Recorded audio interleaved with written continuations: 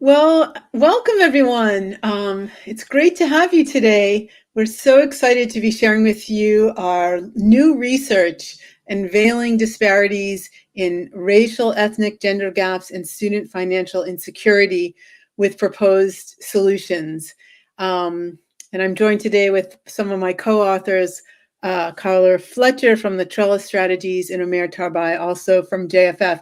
If you're there, we'd love to know you're there. And if you want to tell us where you're from in the comments, we'd love to see it. And we're going to take Q&A time for that at the end, but we will be recording all your questions. So you can pop that in the comments. We'll be pulling them together and curating them and then answering questions at the end. So feel free to put all your questions and comments in the chat for us. So I'm Lois Joy. I'm a director in research, evaluation, and analytics at Jobs for the Future, where we're driving transformation for U.S. education and workforce systems to achieve economic advancement and equity for all. I know many of you working in that space. Next slide, please. So at JFF, we serve as a bridge to employers, policymakers, education and workforce, investors, philanthropies, nonprofits. We're focused on solutions to complex problems, and we want to build bridges to all different participants to help us build these solutions. Carla, go. Great. And Trellis Strategies. As Lois said, I'm Carla Fletcher from Trellis Strategies. Trellis is a nonprofit research and consulting organization with about 40 years of experience. We provide data analytics, survey, and customer research services that contribute to positive transformations in education and workforce development. We've produced almost 500 research studies in 2023. We've surveyed over 3.4 million students since 2018. This includes working with schools to survey their students, faculty, and staff on topics like campus climate, customer experience, and basic needs. We also survey students who stopped out or were accepted and admitted but did not enroll to understand their decision-making. We do peer analysis reports, benchmarking various metrics, and retention and transfer analyses, and also a quantitative analysis of students who were accepted and admitted but did not enroll to better understand how the enrollment funnel looks and how students drop off in that process. And we use qualitative methods like focus groups and interviews to gain a deeper understanding of issues. Our research has been in the higher ed space for all of our existence, looking at higher ed issues through the lens of affordability. And the data used for the analyses that we're talking about today is from Trellis's annual Student Financial Wellness Survey, which is an expansion on that lens to look at student well-being. Students must have their basic needs met and mental health concerns addressed in order to fully participate in their educational experience. And the Student Financial Wellness Survey is free for schools to participate, and we provide it as a way for schools to collect that important student well-being data. And we appreciate working with Jobs for the Future on this analysis to highlight financial insecurity disparities.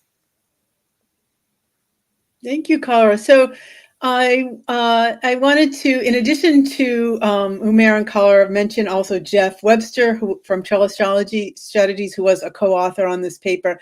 So as you could hear from Carla, it was sort of a perfect collaboration for JFF and Trellis to work together.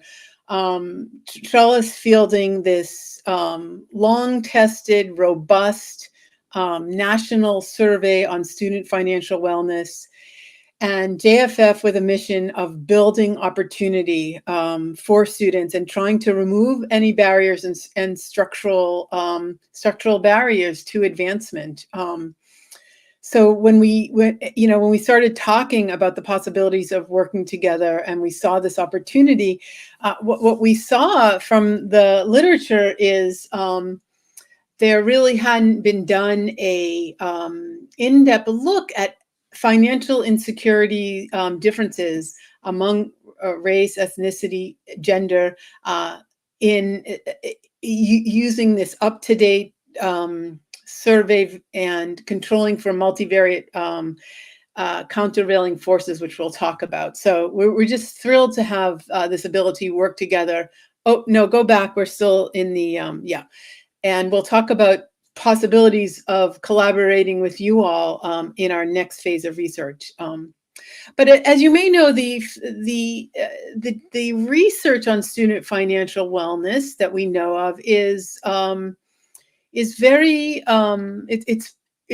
it's pretty clear that when students face financial insecurities, there are detrimental impacts on their ability to persist in the short term and complete degrees.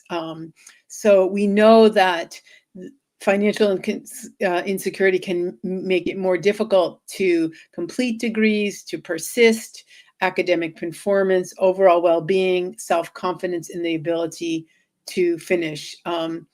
Some more recent research that you may know of, sorry, I'll let you know there in the background, is that this has gotten worse in the during the pandemic, that these challenges have been exacerbated. And some evidence has shown that these insecurities and negative effects are not shared equally by all students. And that's where we really wanted to dig in with this research. So thank you. Now we're ready for the next slide into the research questions. And then the next slide after this. So what we contributed to the field is this. The Trellis survey allowed us to measure not one or two different measures of insecurity, but 6 different measures. So we're able to look at housing insecurity, food, utility, Medicaid, Medicare, childcare, and also the ability to cover a $500 emergency. So it covers this wide span. It's not just one different measure.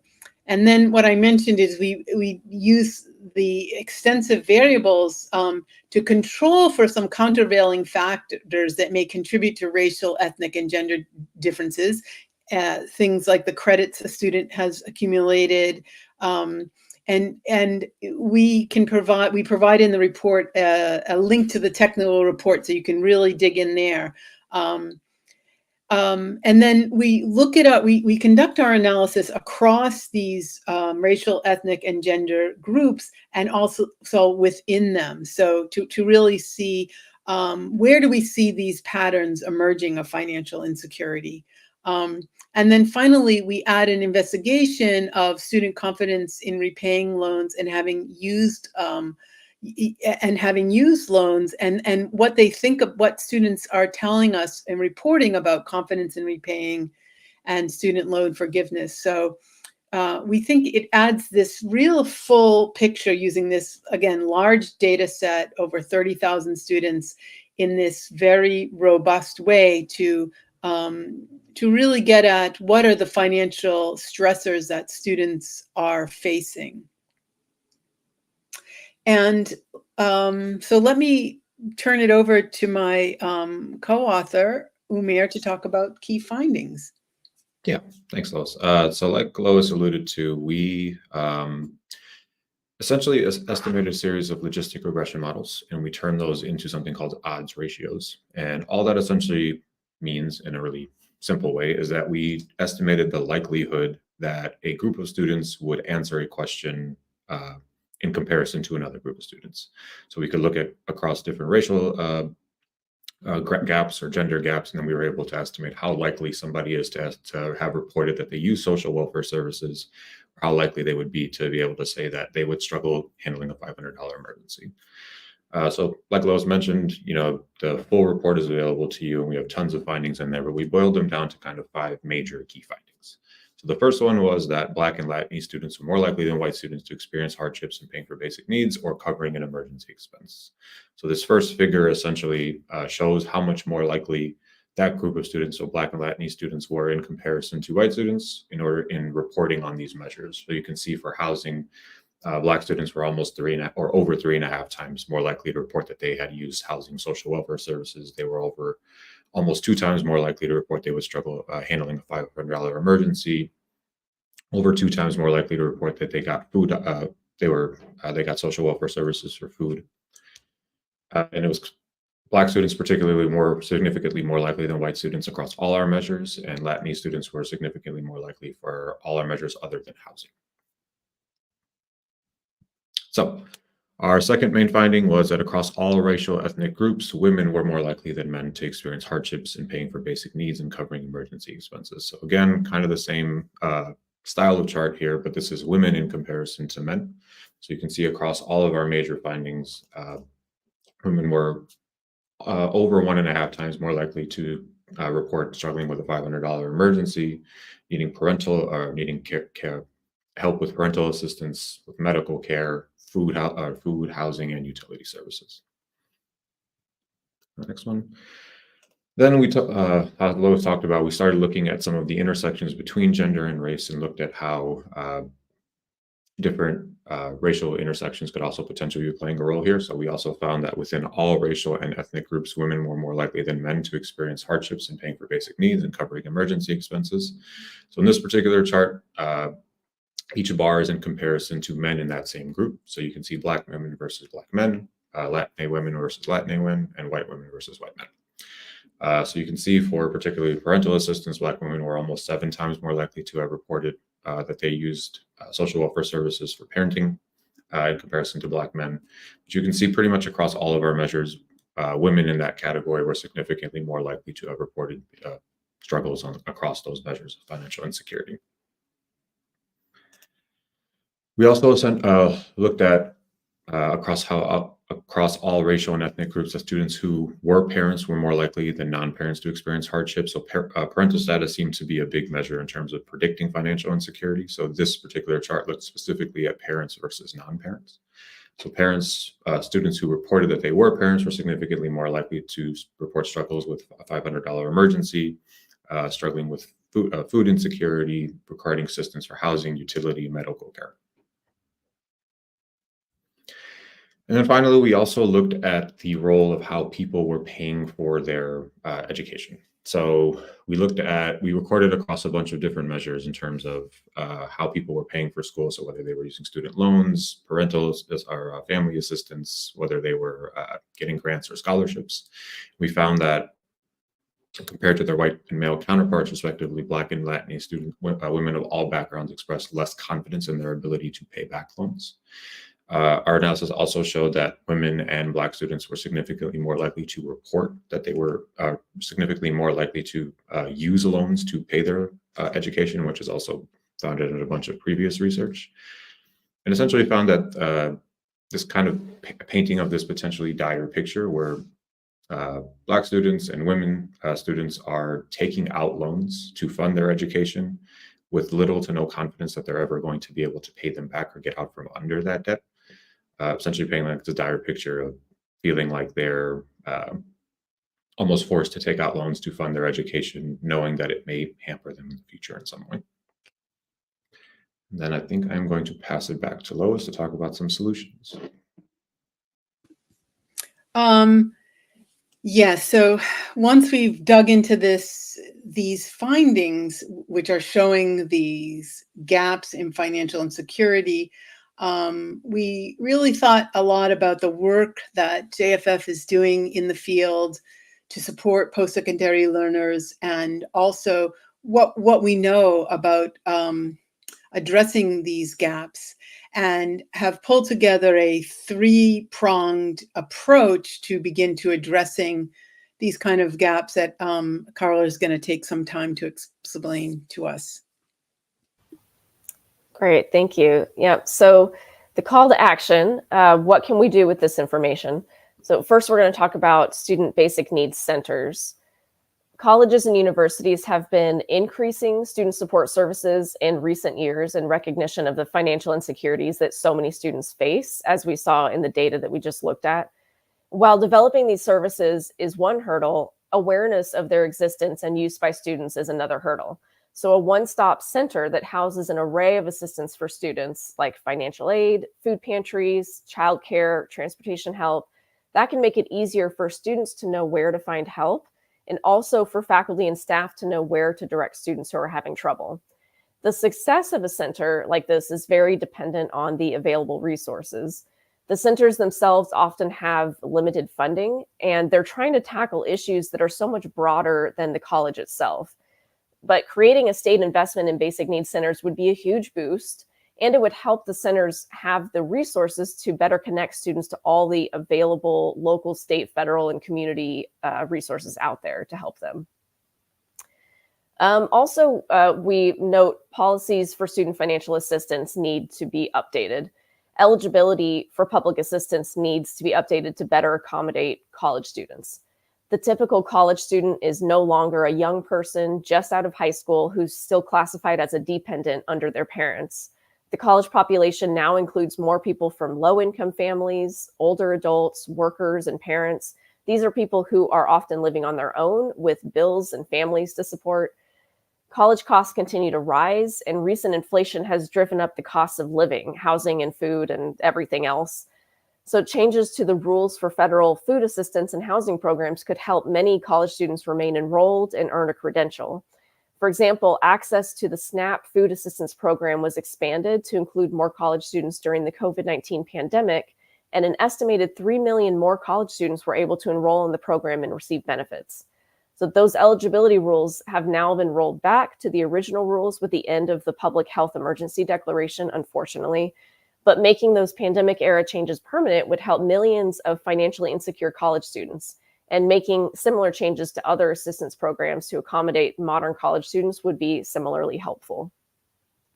And then lastly, we need to have better data on these issues. It's important that institutions are monitoring student financial wellness themselves. The Student Financial Wellness Survey is one tool, but institutions should gather this data in a multitude of ways, including the usage of campus resources. We also need a way to view the issues at a broader level, not just at individual institutions, so we can see how student wellness impacts student success and answer crucial questions about the return on investment. There have been some strides towards this with the most recent National Post-Secondary Student Aid Study, or NPSAS, and there's also efforts to repeal a ban on a federal student-level data network. But these are good efforts, and overall, having better data would help institutions and governments better understand how impactful programs are for students. And I'll turn it back to Lois. So thank you. In this last little part, before we go on to our discussion of questions and answers, what we wanted to talk about with you is the possibility of collaborating with colleges and college systems on a next iteration of this research. And if you go to the next slide, so what we think is needed that would really help us with the call to action across the three prongs is to start with collecting financial insecurity or wellness data on college campuses or systems. So to be collaborating with JFF and Trellis to field the survey, but then the next step would be in the year after the survey was fielded to go back to the college and link that to student outcome data. So we could very precisely measure, like, what does the effect of facing needing assistance for a $500 emergency do to the probability of persistence? I mean, you could make that connection. You could show how requiring assistance for housing has affected a student's ability to complete, controlling for where they are and what program they're in. So this would be a next step, an iteration of this to link on campuses and through systems this kind of financial insecurity data with student level outcomes. It's something that Trellis has piloted, so we wouldn't be starting from scratch. And we've put in some of the dates here, and our hope would be, or the way we'd like to proceed is not to be charging colleges to do this, but to fundraise together to support this work, because it really has impact to the call to action. So once you have this kind of data, first of all, colleges would have a clear picture of their student their students' needs, their needs on campus, number one. Number two, a very specific measure on how that need is translating into these key outcomes of persistence and completion, how that might differ by the racial, gender, ethnic groups, parenting status, programmatic level. Is it different than students studying healthcare, IT? Some campuses have apprenticeships running. Do the same effects occur there? So one could do a very rich analysis. And also, it could perform some kind of an ROI measure of the need for the basic needs centers. A big challenge with the basic needs centers is funding to support that work, where the college provides this hub, this one-stop, and that needs to be adequately supported. And one could make the case that financial insecurity as an obstacle to persistence, once it's addressed, it starts to really help a college meet that ROI, that student completion. So it can be used to support in a real financial clear way, a data way, why those are needed. And then finally, what's going to make the basic needs centers strong is that the support that Carla was talking about, that federal support, that SNAP money, the money for housing and utility, that needs to come through policy change. And so when a student uses a center like that, a one-stop center, the resources are available, that the college is able to provide student with connections to either local, state, or federal funding. And those systems have been streamlined. But again, I think the data in this kind of analysis, which could actually show very clearly the effects of financial insecurity on persistence and completion, can help us make the case to change those policies. So we'd be excited about this. And the other aspect we think that's very exciting is to, along with this, to provide JFF technical assistance. We have decades of experience working with colleges to find solutions for students, to use this data on financial need and to start to develop solutions to the financial insecurity problems, working on colleges and with systems. And then if the surveys was fielded in an ongoing way, you could then field the survey and start to measure the effects of the policy changes that are happening on campus. So these are our next steps that we're just really excited to explore. And the next slide will give you some contact information. I did see a question about slides. We will make the slides available to you, and the recording. We'll also send that out in an email, so you'll know how to contact us about just setting up an informal or the next step conversation about this. So that was a lot. We've definitely gone a little faster than we thought. I hope we didn't strike too fast, but we can have a chance to really dig into some of the questions. So keep those coming. So let us take a look at the questions here. And one thing that's come up is a question of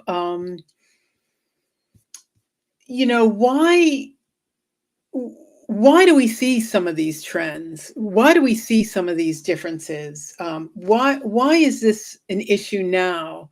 Like what's happening about this moment that makes these patterns more available and exacerbated beyond just the effects of the pandemic? And as many of you know, because of the work you're doing in this field, the good news is that many more people now are attending college, are working towards post-secondary degrees for that pathway to economic mobility. In fact, over the last 20 years or so, we now see a slightly higher percentage of people living in low income families attending college than even middle income.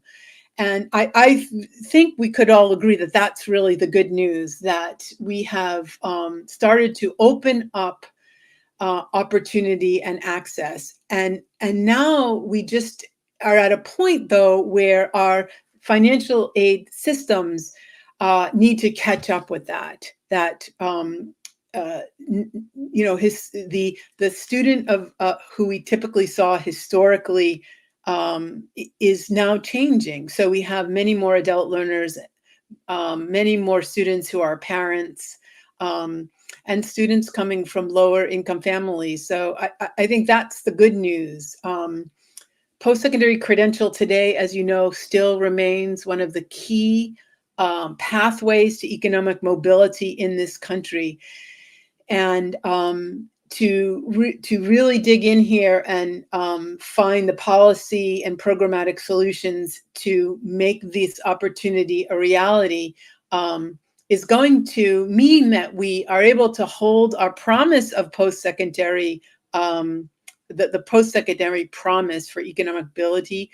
We're going to be able to make that promise to more and more of our learners. And also what we know, though, it's in this survey, and many of you come from community colleges, this is actually the majority of the survey, also public colleges. These institutions are not only helping individuals build skills, but as we know, they are the engines of growth in regions and communities. So investments in students like this, changing policies that make this aid more affordable, is going to help our regions and our communities grow economically. So they should be seen as they are. They are investments, not only in people, but in regions and communities. And these are the institutions that are going to help us build bridges into the green workforce, into good jobs, into building our infrastructure, into building the technology we need for the future. And the more people we can bring along with that, I think it's just going to be a win-win for us.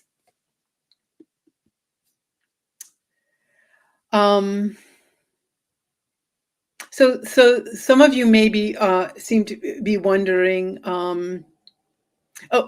just why do we see some of the gender gaps that we see that are interesting? You know, why do we see women facing higher financial security? And we didn't go about addressing that, but I think we've thought about it, and there are some things that seem to be emerging, and something we could dig in deeper about that. The first thing is that for women, much more than more men, women really seem to need to have a post-secondary credential to gain that on-ramp into a higher paying quality job. Many women are still entering into healthcare and education pathway, there's business pathway. And so versus men still have more access to trades that don't necessarily need a credential, that can be an apprenticeship pathway. And so what some of this data may suggest is that we see more women from lower income families enter post-secondary because that's their pathway. So that might be something to explore. The other thing is, we know we've seen a disengagement from men in post-secondary education, but particularly from lower income families, and that may be another lever that's occurring here. So the supports for financial insecurity could keep assisting men as well entering into the post-secondary system, where he may not be seeing them. for the Black students and Latina students, we know that there's just, because of the inequality in communities, in the labor market, that Latina and Black students are likely walking in the door with fewer resources already, and that's becomes apparent in data like this. And so again, those policies that help to provide for students are going to be really impactful for those groups, and then have the outcomes that we're hoping for: persistence and completion. Now, a question came up on student data on reentry programs, students formerly incarcerated, and I thought I would turn that over to Carla and then Umair for your comments about that. Yeah, Carla, you can correct me if I'm wrong, but I know I don't think that the current version of this the survey collects information on like criminal legal system involvement for students. I will say, I'm sorry, go ahead, Carla. Oh, I was saying correct. Yeah. I will say that that is an area of interest for JFF at large, though. So we have a center at JFF called the Center for Justice and Economic Advancement, center that I'm a part of also. And we are very much interested in the use of reentry programs and education programs that exist within prisons and correctional systems, and their effects on just economic outcomes and equitable economic outcomes and fair chance hiring practices, that type of stuff. We are currently in the process of potentially looking into gathering data from like state level correctional systems and being able to like track people reentering over like the long term and seeing what their long term outcomes are across things like job quality and wages, and then basing that kind of on like the level of prison reentry systems that they've used or the educational programs that took part in while they were incarcerated, and looking at outcomes that way. So again, if any of that kind of stuff interests you, please contact us. We have a ton of work doing around that going on at JFF. So.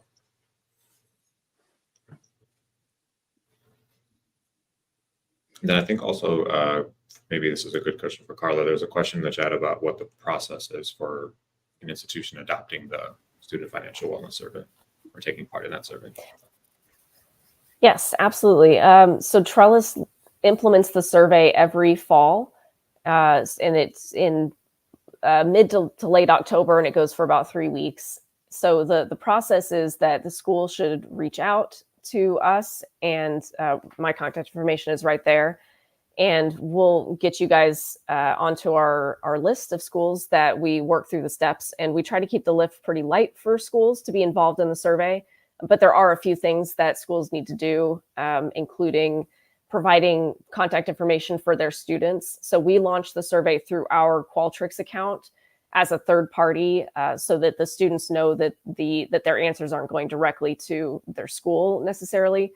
That's kind of the bonus of having the third party implementing the survey outside of the school. But we do ask the school to reach out to the students to give them a heads up, since they probably aren't aware of who Trellis is. And then we launch the whole survey through our Qualtrics platform and do the reminders through that, and then put together the reports. And we give a report to each participating school that has their students' findings, along with a comparison group of schools from their same sector who participated in the survey. So they can get that information on all of the questions in the survey. They can see how their students are doing across different spectrums of financial wellness and mental health. And so the deadline for finishing all the steps is September 23rd, and that includes going through any IRB processes. So if there are extensive IRB processes on your campus, then please reach out sooner rather than later. But we can work through the steps pretty quickly. So that's just the date to keep in mind, is September 23rd. Thanks, Carla. So this is a few interesting questions here came up about could there be some gender or racial or ethnic differences in the students' willingness to use assistance that might underlie some of the differences we see here. So that's an interesting question. Carla, do you want to just take discuss that one briefly to start with?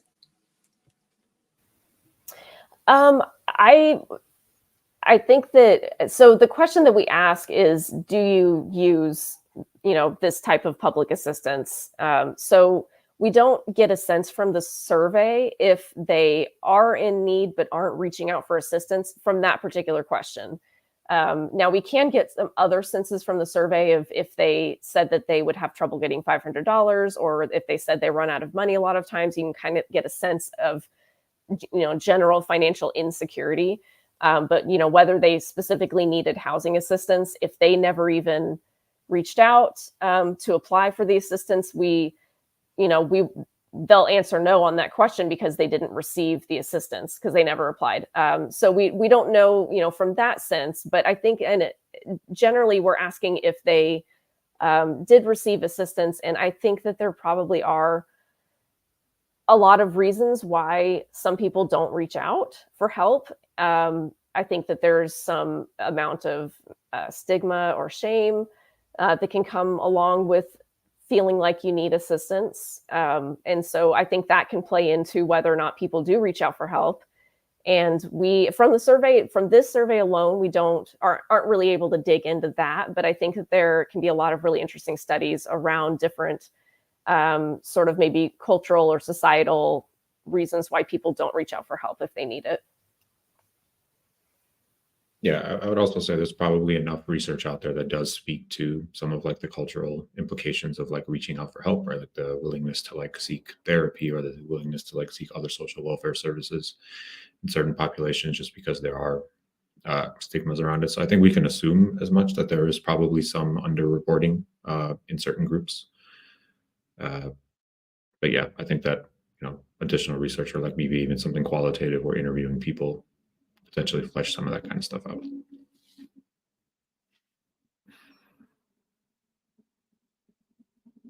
Yeah, and a similar question, like does the family's culture where a student is from, impact their ability to reach out for help or assistance? There may be cultural differences about that. And I think that very well could be the case. And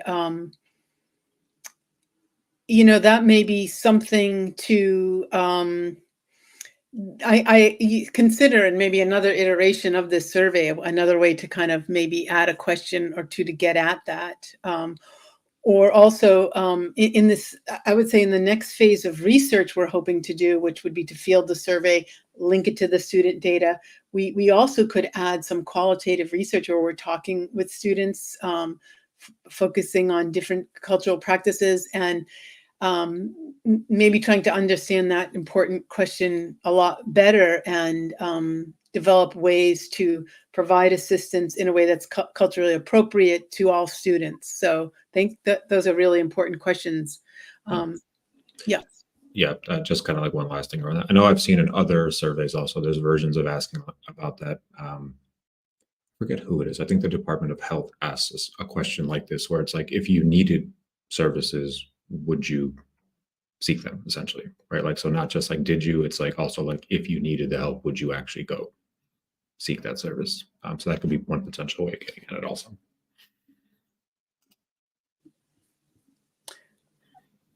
There was a question about do all students, would they receive the same assistance in meeting their need? And Carla or Umir, do you have any thoughts about that? My thinking would be that it would be really tied to a student's financial situation, but it could vary the amount someone gets based on their circumstances and the way the policy is administered. Right. And this question was about emergency aid. Is that right? Yeah, it was about for schools that provide emergency assistance. Yeah. Yeah, I think the way, and I mean, this may vary by school. I think they all have their own programs, but I think the way a lot of them work is that a student will reach out saying that they have a specific issue, like that they need a car repair, and then that repair shop will get paid from the school, or the student will receive the amount of the repair, through the emergency aid. So I think it does vary depending on the actual issue that the student is having. And then there probably are differences in the way that schools implement these programs to begin with. So I don't know all the iterations they can be, but I think it does vary. Yeah, I think also just in general, like obviously public dollars are limited, and the kind of one of the main, I guess, like limitations or shortcomings of our current level of services is like there just aren't enough to go around, or like not enough to uh, provide the help that everybody needs. So again, I think that's probably where both student basic needs centers and this additional funding, but also like higher level, kind of like policy level change, which is. I think this goes also back to the whole issue of students getting the help they need and reaching out. That we know one of the challenges with the basic needs centers is connecting students to them, even when they exist.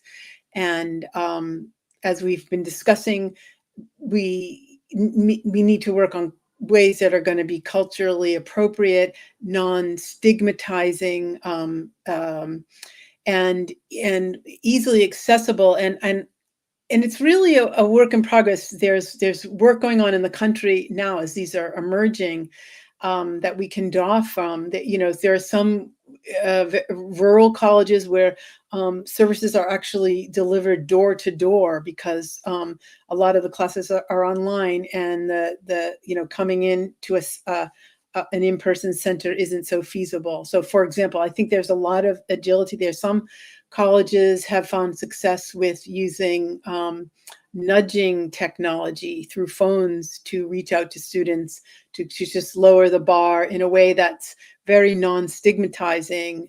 Just saying things like, many students experience the food insecurity or need for food. Just wanted to let you know we have this service. So that would be part of it. And I think there is this potential of using this kind of survey, if it's fielded on an ongoing basis, to see if to have a sense of how much financial security there is on the campus, and how much of the students are participating in programs to address that. Because usually colleges don't have that information at all. So the survey can start to provide some estimates on the shares of students, and then when you look at students accessing services, can get a sense of how many services, what is any gaps there, instead of which is now it just tends to be a black box. Someone had mentioned, what is the IRB process? And so, Carl, I just want to give you a chance to explain that, so folks know what they would be doing to get the survey going.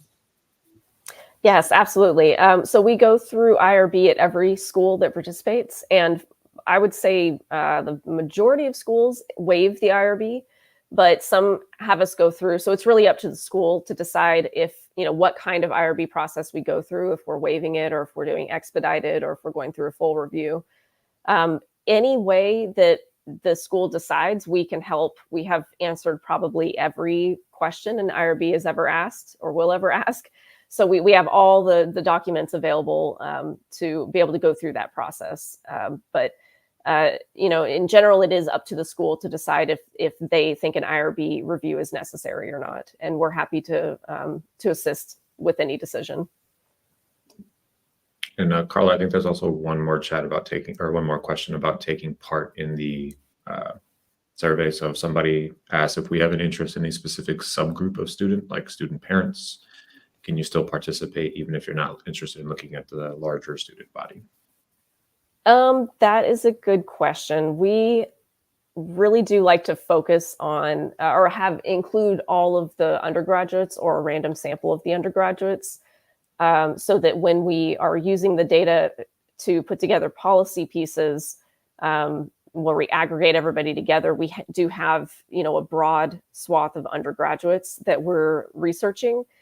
But, when it comes to parenting students, for example, we do have a question in the survey asking if they are parents. And so we can use that question for that school to drill down on some further analysis, using just that subgroup. So, that would be a way for that school to participate with all of their undergrads or a random sample of their undergrads, while also being able to look at how their parenting students are doing in a separate analysis.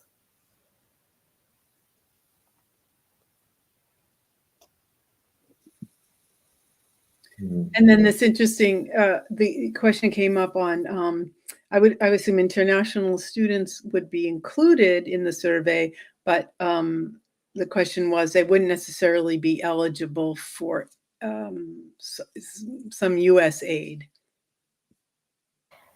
Right. Yeah. And that is a little bit of a complication. I know we do have international students in the survey because they're part of, an undergraduate population, but I know that not all of the questions are necessarily relevant for them. And we've heard that. And I think, I think the most of the survey is still helpful to know how they're doing with their wellness. There just are certain questions like about aid that they, aren't necessarily eligible for. And so their answers would be different for that. If we were surveying, specifically only surveying international students, I think we'd probably have some changes to the instrument that would make a little bit more sense for them on some of those questions.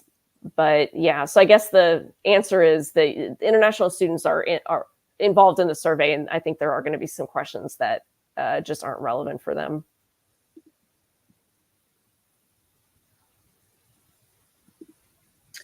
Thank you so much.